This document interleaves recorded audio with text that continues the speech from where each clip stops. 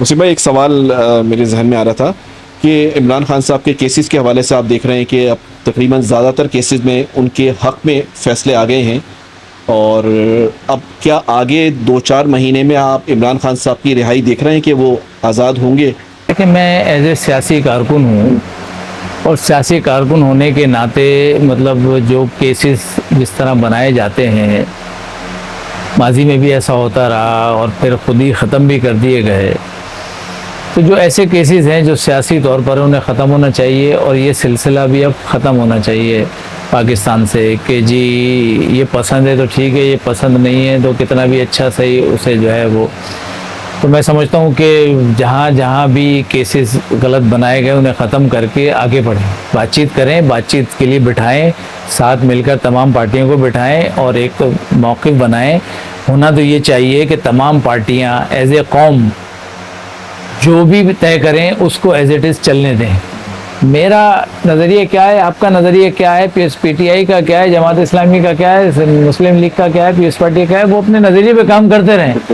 لیکن ایک موقف یہ ہونا چاہیے کہ بھئی یہ قومی مسئلہ ہے، اس کو ہم نے نہیں چھیڑنا ہے، اسے ایز اٹ از چلنے دینا ہے، بھلے اسے ہمیں آگے بڑھانا ہے۔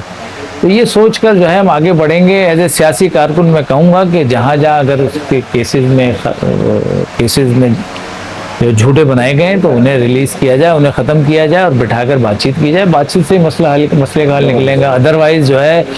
ہم کامیاب ہوں گے نہ آپ کامیاب ہوں گے، اسی طرح پاکستان کے مسائل چلتے رہیں گے۔ عوام جیتتی رہے گی۔ اس میں غلطیاں حکمرانوں کی ہیں، میں نہیں کہتا کہ پی ٹی آئی نے غلطی نہیں کی، میں نہیں کہتا مسلم لیگ نے غلطی نہیں کی، پیپلز پارٹی نے غلطی نہیں کی، ہم نے غلطی نہیں کی، ہم سب جہاں جہاں بھی کام کر رہے ہیں، دیکھیں کام کریں گے تو غلطیاں ہوں گی، ہر ایک سے ہوئی ہوں گی غلطیاں، ان غلطیوں کا بجائے ازالہ کرنے کے اگر ہم اس کو جو ہے سختی سے روکنے کھڑے ہو جائیں گے تو اس سے ریئیکشن آتا ہے قوم کا، تو اس ریئیکشن کو نہیں آنا چاہیے، ہمیں بیٹھ کر بات چیت کے ذریعے اسے حل کرنا چاہیے۔ عمران خان صاحب بھی جہاں پر انہیں محسوس ہو رہا ہے